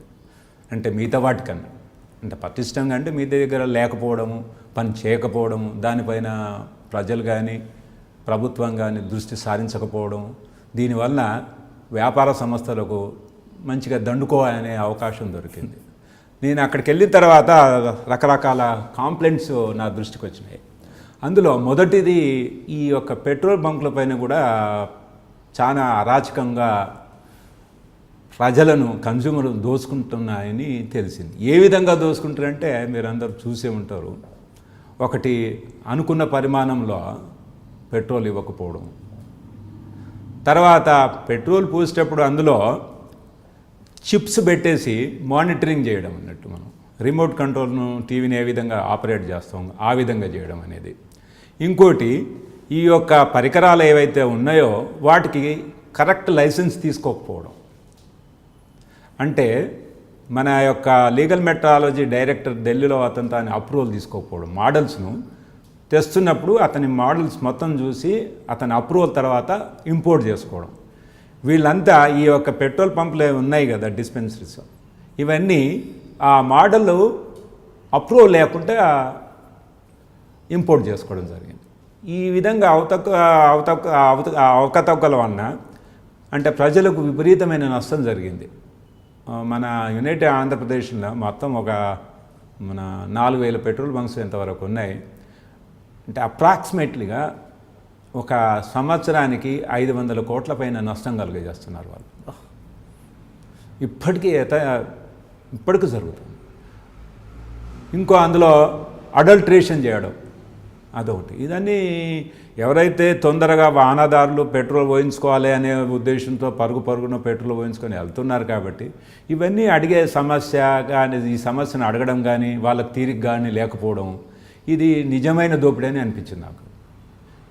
మొత్తం మీద చూస్తే ఈ యొక్క పెట్రోల్ ఇది మాఫియా మొత్తం ఇండియా అంతా వ్యాపించింది. 1,000 కోట్ల నష్టం కలుగజేస్తున్నారు. ఇది మరి ప్రభుత్వాలు పట్టించుకోకపోవడమా, పట్టించుకున్న దాన్ని కంట్రోల్ చేయకపోవడమా అనేది ఇప్పటివరకు ఇంకా అర్థం కావడం లేదు. అంటే మీరు వెంటనే వాటి మీద ఫోకస్ ఎలా చేసుకొచ్చి మీకు ఏ టీం ద్వారా మీరు దాన్ని కంట్రోల్ చేసుకొచ్చారు? ఆ తెలిసిన తర్వాత మన డిపార్ట్మెంట్ను యాక్టివేట్ చేయడం, వాళ్ళని యాక్టివేట్ చేసేసి తన ఒక కొలమానాలు ఉంటాయి, అవి director legal metrology government of India వాళ్ళు ఇష్యూ చేస్తారు. వాటి ద్వారా మనం కొలవడం, పోసింది కరెక్ట్ ఉందా లేదా, తర్వాత దాంట్లో మిషన్ ఉందా లేదా. వీళ్ళ లీగల్ మెట్రాలజీ వ్యక్తులకు టెక్నికల్ డిపార్ట్మెంట్ కాబట్టి వాళ్ళకి తెలుస్తుంది. ఒకవేళ ప్రభుత్వమే సహకరిస్తే లీగల్ మెట్రాలజీ పనిచేయాలనుకుంటే ఇవి పూర్తిగా అరికట్టవచ్చు. ఆ యొక్క లోపాలను గుర్తించి వాటిపైన అటాక్ చేసి మనం ఇచ్చేయడం. అంటే ఆ విధంగా ఎన్ని రైళ్లు చేసి ఉంటారండి? చాలా చేసాము, విపరీతంగా చేసాము. ఈవెన్ గవర్నమెంట్ కోకో కంపెనీస్ అని అంటారు, కంపెనీ ఆపరేటెడ్ పెట్రోల్ పంప్, వాటిల్లో కూడా చిప్స్ దొరికాయి. వైజాగ్లో దొరికాయి, ఇక్కడ దొరికాయి. ఇది వాళ్ళందరికీ తెలుసు. అది ప్రతి దగ్గర మోసం జరుగుతుంది. డిపోలో జరుగుతుంది, పెట్రోల్ బంకులో జరుగుతుంది. తర్వాత మనం ఎక్కడైతే స్టార్టింగ్ నుంచి కూడా ఈ తక్కువ పోయడం, ట్యాంకులలో వాళ్ళకి తెలిసిపోతున్నాయి ఎంత మిగిలింది ఎంత ఉంది, దాన్ని వాళ్ళు వేరే విధంగా అమ్ముకోవడం, ఇవన్నీ జరుగుతుంది. ఇప్పుడు మీకున్న అబ్జర్వేషన్లో సార్, పబ్లిక్కి అన్యాయం జరుగుతుంది, 1,000 కోట్ల రూపాయలు దోచుకుంటున్నారని మీరు ఐడెంటిఫై చేశారు. ఇంకోసారి పబ్లిక్ అన్యాయం జరగకుండా అంటే బంకు దగ్గరికి వెళ్ళి, అంటే ఆయనకున్న 100 రూపాయలు లేదా లీటర్ పోయించుకోవాలంటే ఆయన ఏం చేయాలి యాజ్ ఎ పబ్లిక్? తనకు ఆ సమయంలో అంత తొందరలో అతను ఏం చేయగలుగుతాడు? అతను నమ్ముతాడు ఈ యొక్క పెట్రోల్ బంక్ మంచిదని. ఈ పెట్రోల్ బంకులు ఏదంటే ఒకవేళ అతను కాన్స్టెంట్గా ఆయన యొక్క మైలేజ్ రీడింగ్ చూసుకుంటే ఎక్కడ పెట్రోల్ బాగా పోస్తున్నారని అతను తెలుసుకోవచ్చు. ప్రతిదీ అడిగే లోపల అంత సమయం దొరకదు కదా, అంతకు మనకు చూపించరు కదా వాళ్ళు. ఇప్పుడు వాళ్ళు చేసే యొక్క ఫెయిర్ ప్రాక్టీస్ మనకి ఎప్పుడు చెప్పడు కదా, ఎవడు చెప్తున్నాడు? నువ్వు అడిగిన వాడిని నీవు బెదిరించే శక్తులు కూడా చాలా ఉన్నాయి, అటాక్ చేసిన శక్తులు కూడా ఉన్నాయి. అందుకే వాళ్లకు పెట్రోల్ బంక్ యజమానులకు, పెట్రోల్ సంస్థలకు, తర్వాత లీగల్ మెట్రాలజీకి తెలుసు, ఈ ముగ్గురికి తెలుసు ఏం జరుగుతున్నాయని. ఈ మూకుమ్మడం కలిసి దోపిడీ అనవచ్చు, లేకపోతే ఎవరి వంతు వాళ్ళు చేతులు ఎత్తేసి వాళ్ళ సంపాదన చూసుకోవడం తప్ప మిగతాది ఏం లేదు. వీళ్ళ ముగ్గురు సంస్థలకు తెలుసు, పెట్రోల్ సంస్థలకు, పెట్రోల్ బంకులకు, లీగల్ మెట్రాలజీ వాళ్ళకు తప్పకుండా తెలుసు. సరే, 3 సంస్థలకి జరిగే అన్యాయం జరుగుతుందని మీరు ఏడీజీ క్యాడర్లో ఒప్పుకున్నారు.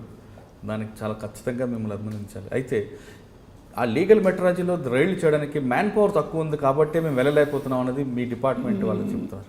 అది కూడా ఒక కారణము. కానీ మనం ఎంత మ్యాన్ పవర్ ఇచ్చినా, మిగతా మ్యాన్ పవర్ ఇచ్చిన దాంట్లో ఎన్ని సంస్థలు పనిచేస్తున్నాయి మీరు చూడండి. ప్రతి సంస్థను చూడండి, మీరు చెప్పండి ఏ సంస్థ లేదని నేను మీకు ఆన్సర్ చెప్తాను ఏ విధంగా తీసుకుంటున్నాను. ప్రతి సంస్థలో ఉన్నాయి. దీనిలో ప్రజలు సహకరించినా ఎవరి పనిలో వాళ్ళు బతుకు తెరువు కోసం వాళ్ళు పరిగెత్తాల్సిందే. ఇందులో చేయాల్సింది ఎవరు? ప్రభుత్వం. ప్రభుత్వం ఖచ్చితమైన మా ప్రజలకు ఈ డిపార్ట్మెంట్లో ఇది తీసుకురావాలి మార్పు, దీన్ని అణిచివేయాలనే కానీ చెప్పడం వరకే కానీ అణిచివేయడం లేదు, ఇంకా ముందు ఫలితం లేదు ప్రజలకు. ప్రతి దాంట్లో అంతే ఉందండి. మీరు ఏదంటే గమనించండి. అవునండి. సివిల్ సప్లై డిపార్ట్మెంట్లో చూడండి, అందులో కూడా చాలా అంతనే తూకంలో అంతనే ఉంది. మీరు దేంట్లో లేదండి. నువ్వు స్టీల్ కొనుక్కుంటే స్టీల్ని వే చేయగలుగుతావా సామాన్య మానవుడు? మరి ఇసుక కొనుక్కుంటే వే చేయగలుగుతావా? సిమెంట్ కొనుక్కుంటే నువ్వు వే చేయగలుగుతావా? గ్యాస్ సిలిండర్ కొనుక్కుంటే వే చేయగలుగుతావా? వీటిని అన్నింటిలో లోపాలు ఉన్నాయి. రేషన్ షాప్లో దేంట్లోనే ఉన్నాయి. నువ్వు తయారు చేసే పరికరాల్లో లోపాలు ఉన్నాయి, దాంట్లో కూడా మరి మ్యానిపులేట్ చేసే శక్తులు ఉన్నాయి. ఇప్పుడు వే బ్రిడ్జ్ అనేది రకరకాల విడి భాగాలను తయారు చేసి అసెంబ్లీ చేసుకోవడం. మీరు అనుకునేది ఏంటండి, అందులో ఎలక్ట్రానిక్ రీడింగ్ ఏదో వస్తుంది, అది కరెక్ట్ అనేది దాన్ని సాఫ్ట్వేర్తో మ్యానిపులేట్ చేయొచ్చు. ప్రతి బంగారం దుకాణంలో ఇవన్నీ మ్యానిపులేట్ చేయొచ్చు.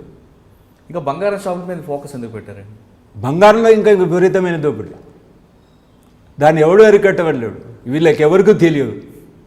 మంచి ఇన్విటేషన్ ఇచ్చినట్టు, మ్యారేజ్కి ఇన్విటేషన్, మంచి చక్కటి కూల్ డ్రింక్స్, కాఫీ అవన్నీ ఇచ్చేసి ఏ తూకం చేస్తున్నారు, ఏ స్టోన్స్ చేస్తున్నారు, ఆ క్యారెటేజ్ ఎంత, వీళ్ళకి ఎవరికి తెలియదు. ఎక్కువ ఎలాంటి మోసాలు జరుగుతుంటాయండి? అన్ని రకాల మోసాలు జరుగుతుంటాయి. ఇది అది అని చెప్పడానికి లేదు, ప్రతి దాంట్లో జరుగుతుంది. 24 క్యారెట్ అంటే 22 క్యారెట్ అంటే అదన్నీ క్యారెటేజ్ ప్యూరిటీ చేసే పరికరమే లేదు ఎవరి దగ్గర ఉంది. వాడు రాసిందే వేదం.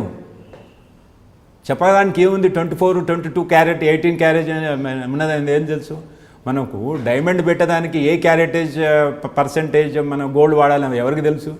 ఆ స్టోన్ ఏందని ఎవరికి తెలుసు? ఆ క్వాలిటీ వాడు మాట, దానిలో లక్క ఎంత నింపాడు ఎవరికి తెలుసు? లక్క ఏ విధంగా తూకం చేస్తా ఉన్నాడు వాడు తెలుసా? వాడు కాపర్ వేసింది ఎంత తెలుసు మనకు? 100% మోసం ఇది, పచ్చి మోసం ఇది. బంగారం అన్నది నమ్మకం మీద జరిగే వ్యాపారం అండి.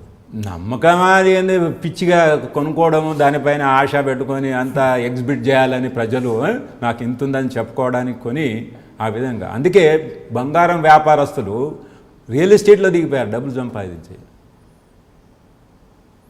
కానీ అది కొంతమంది ఆఫర్లు ఇస్తూ ఆషాఢంలో తరుగు ఫ్రీ అంటాడు, మేకింగ్ ఫ్రీ అంటాడు, అవన్నీ కరెక్టే అంటారు. ఇవన్నీ మనం నమ్మించడానికి ఏదైనా చెప్పొచ్చు అండి, ఏముందని. మీరు నమ్మితే మీరు నమ్మండి, వెళ్ళండి, దాన్ని నీకు అవసరం ఉంటుంది కాబట్టి. కొంతవరకు అయితే బంగారం అవసరమే కదా, కొంతమంది పెట్టుకోలేకపోయినా కానీ. సార్, బంగారంలో తరుగు అనే పదం ఉందంటారా?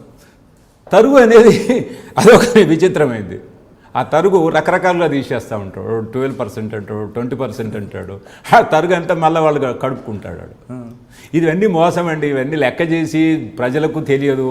వాడు నిత్య నిదానం ప్రతిరోజు వాళ్ళని మోసం చేయడమే. ఇప్పుడు ఒక మెషిన్ ఉంది, అది కారు ఉందనుకోండి, అది రన్నింగ్లో తొలగింది అంటే అనుకోవచ్చు, ఎందుకంటే టైర్లు అరగచ్చు, ఇంజిన్ అరగచ్చు.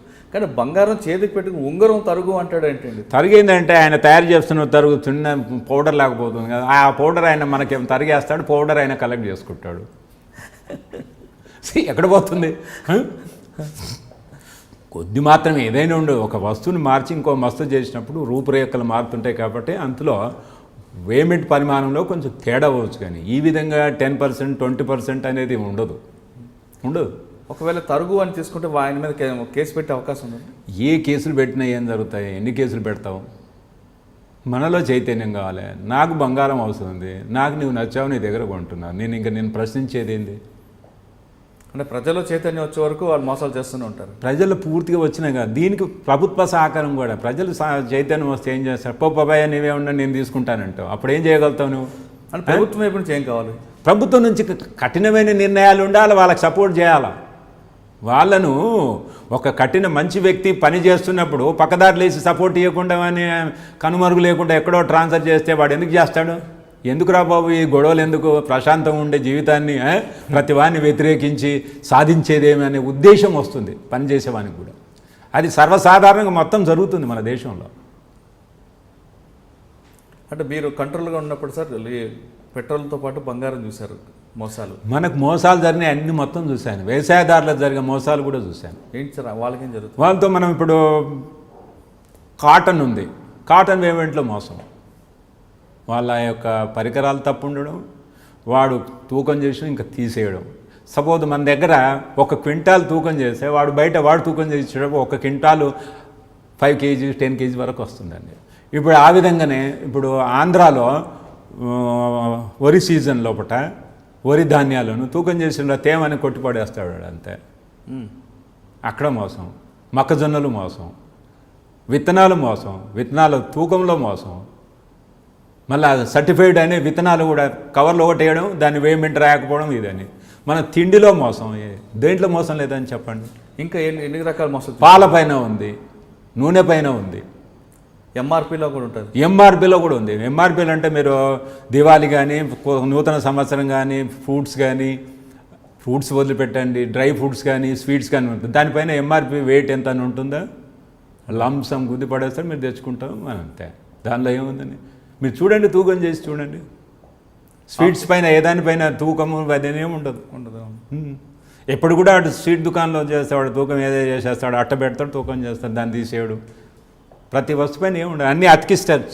ప్రతి వస్తువు పైన ప్యాకేజ్ అన్నప్పుడు ప్యాకేజ్ రూల్స్ అప్లికబుల్ కావాలా. ఇప్పుడు మీరు చూడండి, పెద్ద పెద్ద సంస్థలు అమెజాన్ కానీ స్నాప్నెట్.com కానీ ఇవన్నీ ఉన్నాయి కదా, naptol.com కానీ ఇవన్నీ తక్కువ ధరకి ఇస్తాడు. ఇప్పుడు ఆ గోదాంలోకి పోతే వాటిపైన ప్యాక్ చేసిన పైన ఏ దాంట్లో ప్రైజ్ ఉండదు, ప్రతి దానిపైన స్టిక్కర్ పెడతాడు. అది ప్యాకేజ్ కమిటీస్ కింద అది తప్పు, అటు చేయడానికి వీల్లేదు, దానిపైన ప్రింట్ అయ్యి రావాలి. ఇప్పుడు మీరు ఒక యాపిల్ ఫోన్ తీసుకున్నారు, దాని బాక్స్ పైన చూడండి అన్నీ ఉంటాయి డీటెయిల్స్.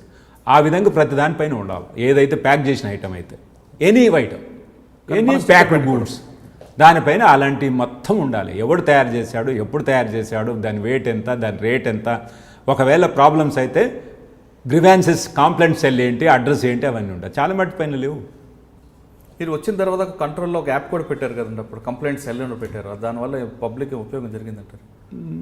కొంతవరకు ఉపయోగం జరుగుతాయి, కొంతవరకు జరుగుతుంది. కొన్ని ఏమో గాలికి కూడా కంప్లైంట్ చేసి చెప్పడం, సతాయించడం, మ్యాన్ పవర్ లేకపోవడం, చిన్నవి చెప్పడం. వాడు వాటర్ బాటిల్ పోయిందండి, వాటర్ బాటిల్ అది కూడా మోసం. సమ్మర్ వస్తే అది 20 రూపాయలు 25కి 30కి అమ్మడం. ఇవన్నీ ఎక్కడ తీర్చగలుగుతావు నువ్వు? ఒక వాటర్ బాటిల్ పోయి ఎక్కడ కేసు పెట్టగలుగుతావు చెప్పు? కానీ పెద్ద పెద్ద మాల్స్లోనే అది 20 రూపాయలు, వాటిపైన కూడా మొత్తం మాల్స్లో కూడా వచ్చి మోసం అండి. ఇనార్బిట్ మాల్ పైన 2 రోజులు రేడ్ చేసి కోటి పైన సరుకులు సీజ్ చేసాం. ఏం జరుగుతుంది? మళ్ళీ యథా రాజా తథా ప్రజ అని దానికి రోజు ప్రతి నిత్యం మనం కొనుక్కున్న వస్తువులపైన తూకము రేటు మార్పు ఉంటుంది. ఇప్పుడు జుబ్లీహిల్స్ ఉన్న వస్తువు బేగం బజార్లో ఒక రేటు ఉంటుంది. మరి ఎందుకు అది? మరి ఇది అన్యాయం కదా. ఎంత దూరం, 4 కిలోమీటర్ దూరంలో 40 రూపాయలు తేడంటే ఈ విధంగా వ్యాపారస్తులు మనం సంపాదించడమే కదా. ఒక రకమైన వేరియేషన్ ఉంటే పర్లేదు. ఇప్పుడు మాదాపూర్లో అడుగు రేటు, ఇక్కడ అడుగు మన రాణిగంజ్ ఏరియాలో అడుగు, ఎంత తేడా ఉంటుంది. ఇప్పుడు అవును, ఇప్పుడు అంతెందుకు అంటుండండి, మీరు మనం కట్టుతున్న ఇల్లు పైన వాడు ఇన్ని ఎసెప్టీ అంటాడు. ఇన్ని ఎసెప్టీ ఎవరు కొనిచ్చినారు చూపించినారు, దానిపైన రిజిస్ట్రేషన్. మీరు కొలిచి చూడండి తప్పు ఉంటుందా లేదా, మీరు చూడండి, ఖచ్చితంగా మీరు చూడండి. ప్రజలకు కానీ ప్రభుత్వం కానీ వ్యాపారస్తులకు ధైర్యం ఉంటే వాళ్ళు చెప్పి మనం కొలత చేసి మనకి ఇవ్వమనండి. మనం వాడే టైల్స్ కానీ ప్రతి వస్తువు పైన ఇప్పుడు గూడ్స్ ఉన్నాయి, మన ఏది ట్రాక్టర్స్ కానీ, తర్వాత ప్రతి ఇంజన్ కానీ, మనం వాడే ప్రతి వస్తువుల పైన వాడు 5 రూపాయలు ఉంటే 550 అట్లా తీసుకుంటున్నారు. వాటిపైన ఎక్కడుంది ప్రైస్ మీరు చూడండి. మనకు వేసే టైల్స్ పైన ఎక్కడుంది ప్రింట్ చేసి ఈ రేట్ అని ఎక్కడ టైల్స్ బాక్స్ మీద చూపించండి మీరు. మరి ఏ విధంగా తీసుకుంటున్నారు ఆయనకి అద్దు లేదు. మరి మన కంట్రోల్ మెజారిటీ ఎక్కడ పనిచేస్తున్నట్టు, మన వ్యవస్థలో ఏడ పనిచేస్తున్నట్టు చూడండి మీరు. ఇక్కడ మీరు జూబ్లీ హిల్స్, బంజారా హిల్స్ ఆ టైల్స్ రేట్ చూడండి, బయటకు పోయి టైల్స్ రేట్ చూడండి, మన ప్లంబింగ్ ఐటమ్స్ కానీ చూడండి. ఎలక్ట్రిక్ ఐటమ్ చూడండి. సార్ మీరు ఒక మాల్ మీద రైడ్ చేసి దాదాపు ₹1 కోటి విలువైన ఆస్తులు సీజ్ చేస్తూ ఉన్నారు. అప్పుడు అటువైపు నుంచి ఏమైనా ప్రెజర్ వచ్చిందా మీకు? అప్పుడు అతి మాత్రం రాలేదు. నేను చేసినవన్నీ కోర్టులో వేయడానికి ప్రయత్నించాం. కొందరు కోర్టుకు పోకుండా ప్రభుత్వం దగ్గరకు పోయి కాంపౌండింగ్ చేసుకున్నారు. అలాంటివి జరుగుతుంటాయి. కానీ పెట్రోల్ మాఫియా అనేది జరుగుతుంది. అదేవిధంగా బంగారంలో కూడా పెద్ద పెద్ద వాళ్ళు ఉన్నారు. ఈ రెండింటి వ్యవస్థ మీద కూడా మీరు చాలా సీరియస్గా యాక్ట్ చేశారు, చాలా కేసులు పెట్టించారు. ఈ ఇద్దరు వ్యవస్థలు కలిపి గోపాల్ రెడ్డి గారి ట్రాన్స్ఫర్ కోసం చాలా తీవ్ర స్థాయిలో ఒత్తిడి తీసుకొచ్చారనేది ఒక వార్త వచ్చింది. అప్పుడు వాస్తవం అంటారు? కానీ వాళ్ళని ఏం ట్రాన్స్ఫర్ చేయించలేకపోయారు. చేస్తుంటే సంతోషపడేవారిని. ఎందుకంటే లేదు, మీకు నేటివ్ క్యాడర్ పంపడానికి చాలా తీవ్ర ప్రయత్నం చేశారనేది ఎప్పుడు ఏదో ఒక సీనియర్ మోస్ట్ ఆఫీసర్ అక్కడ ఉన్నాడు కదా, ఎందుకు అక్కడ ఉంచేస్తే విసిగిపోయి పోతాడు. ఇప్పుడు ఒకే రోజు ఒకే తిన్న భోజనం తింటుంటే అది రుచికరంగా అనిపించదు ఎవరికైనా కానీ, మీరు ఇంట్లో అయినా. అందుకనే ఆదివారం వస్తే హైదరాబాద్లో ప్రతి వారం మాంసం తిన్నట్టు ఎట్లా రుచిగా అనిపిస్తుందో, ఒక వ్యక్తి ఒకే స్థలంలో కంటిన్యూస్గా పనిచేయడం మంచిది కాదు. రకరకాల శక్తులు వ్యతిరేకిస్తుంటాయి. వాటి కంట్రోల్ చేయడం, మంచి పని చేయడం బదులు ఆ శక్తులను కంట్రోల్ చేయడం, లేకపోతే కింది స్థాయి ఉద్యోగులను కంట్రోల్ చేయడం, వాళ్ళని భరించడం, మరి ఇంకా కంట్రోల్ చేయడం అనేది కొంతవరకే సాధ్యమవుతుంది. ఎందుకంటే ఒక ఆఫీసరే చేయవలసిన పని కాదు కదా, ఫీల్డ్లో చేయవలసినంత కింది స్థాయి ఉద్యోగులే. వాళ్ళ సహకారం లేదు, మనం చేయలేము. ఎప్పటికప్పుడు లీక్ చేయడం, లేకపోతే అయిష్టంగా చేయడం, వాళ్ళకు వచ్చే లాభ నష్టాలను చూసుకొని చేయడం, ఇవన్నీ ఎదిరించి ఒకే స్థలంలో ఒకే విభాగంలో ఉండి నెలల తరబడి కాదు, సంవత్సరాల తరబడి ఉండి చేయడం కాదు మంచిది. ఎవరికైనా మంచిది కాదు, ఎవరైనా ఉండవద్దు, ప్రభుత్వమైనా వ్యక్తి అయినా కోరుకోవద్దు. ఓకే సార్, లీగల్ మెటీరియల్ తర్వాత మళ్ళీ తిరిగి మీరు నేటివ్ క్యాడర్కి వెళ్ళిపోయారు? జమ్మూ కాశ్మీర్కు ప్రమోషన్ పైన వెళ్ళి అక్కడ రిటైర్డ్ అయ్యి ఇక్కడికి ఏడీజీ డైరెక్టర్ జనరల్ ఆఫ్ పోలీస్గా రిటైర్డ్ అయ్యి డీజీపీగా, ఆ దాంట్లో కమాండెంట్ జనరల్ అని అంటారు అక్కడ. ఓకే, అక్కడ ఎంతకాలం పనిచేస్తారు సార్? లాస్ట్లో అక్కడ 6 months పనిచేసి రిటైర్డ్ అయ్యి 2016లో తిరిగి హైదరాబాద్ రావడం జరిగింది. ఓకే, కానీ సార్ 85 నుండి 2016 వరకు కాశ్మీర్లోని మార్పులు మీరు ఏం గుర్తించారు? అంటే మీరు వెళ్ళేసరికి కాశ్మీర్ పీస్ఫుల్గా ఉంది, 89లో మీ ఫస్ట్ పోలీస్ నుంచి స్టార్ట్ అయింది. మీరు చెప్పింది ఒక స్టేట్మెంట్ కరెక్ట్. పోయేటప్పుడు బాగానే ఉన్నాయి, వచ్చేటప్పుడు అల్లకల్లంగానే ఉంది అన్నట్టు. ప్రశాంతంగా పోయినప్పుడు ఉంది, వచ్చినప్పుడు అల్లకల్లంగా ఉంది, అదే పరిస్థితిలో ఉంది. ఇంకా సార్ రిటైర్ అయిపోయి ఏం చేస్తున్నారండి? రిటైర్ అయిన గోల్ఫ్ ఆడుకోవడం, కొద్దిపాటి వ్యవసాయం చూసుకోవడం, అది కూడా కొంచెం కష్టతరం. ఈ రోజుల్లో వ్యవసాయం చేయడం అంత సులభం కాదు. సార్ ఫైనల్గా పోలీస్ డిపార్ట్మెంట్లో వచ్చే వాళ్ళకి, అదేవిధంగా డిపార్ట్మెంట్లో ఆల్రెడీ ఉన్న వాళ్ళకి ఒక సీనియర్ డీజీపీగా మీరు ఇచ్చే అడ్వైజ్ ఏంటి? ప్రజలకు అన్యాయం చేయకుండా న్యాయంగా వాళ్ళ యొక్క పనిని చేస్తే అది చాలా సంతోషమైన విషయం. రెండవది, ఎలాంటి ఒత్తిళ్లను తట్టుకొని ప్రజలకు అన్యాయం చేయకుంటే అది వ్యవస్థకు మేలు చేసినట్టు, ప్రజలకు మేలు చేసినట్టు. అది తట్టుకునే శక్తితోని పనిచేయాలని నా యొక్క విన్నపం. పోలీస్ డిపార్ట్మెంట్లోకి వచ్చేవాళ్ళు ఖచ్చితంగా ప్రజలకు మేలు చేయాలి, ప్రజలకు సేవ చేయాలి. అంతేకాకుండా సార్ చెప్తున్నట్లుగా ఎలాంటి రాజకీయ ఒత్తిళ్లకు లొంగకుండా పనిచేయాలి. అంతేకాకుండా అక్కడ పేద ధనిక అనే తేడా లేకుండా వచ్చిన ప్రతి ఒక్కరిని రెస్పెక్ట్ ఇస్తే ఖచ్చితంగా పోలీస్ డిపార్ట్మెంట్కి రావాలి, అటువంటి వాళ్ళే పనిచేయాలంటూ గోపాల్ రెడ్డి గారు చెప్తున్నారు. ఇది ఈ వారం గోపాల్ రెడ్డి గారితో ఎక్స్క్లూజివ్ ఇంటర్వ్యూ. వచ్చే వారం మరో గెస్ట్తో మళ్ళీ కలుద్దాం. అంతవరకు నమస్కారం. మీరు చూస్తున్నారు ఐ డ్రీమ్ న్యూస్ని. మీరు చూస్తున్నది ఐ డ్రీమ్ న్యూస్. అంటే కళలని నిజం చేస్తూ ప్రజలకి నిజాలని కళల ద్వారా తీసుకొచ్చే ఐ డ్రీమ్కి మై బెస్ట్ విషెస్. మీరు చూస్తున్నది ఐ డ్రీమ్ న్యూస్. మీరు చూస్తున్నారు I dream channel. For more videos please subscribe I dream. మరిన్ని వీడియోల కోసం ఐ డ్రీమ్ని సబ్స్క్రైబ్ చేయండి. Please subscribe I dream. And I'm very much satisfied with the way interview went on. Kindly subscribe to I Dream. For more videos, subscribe to iDream. And loads of fun entertainment and content. Do watch I Dream.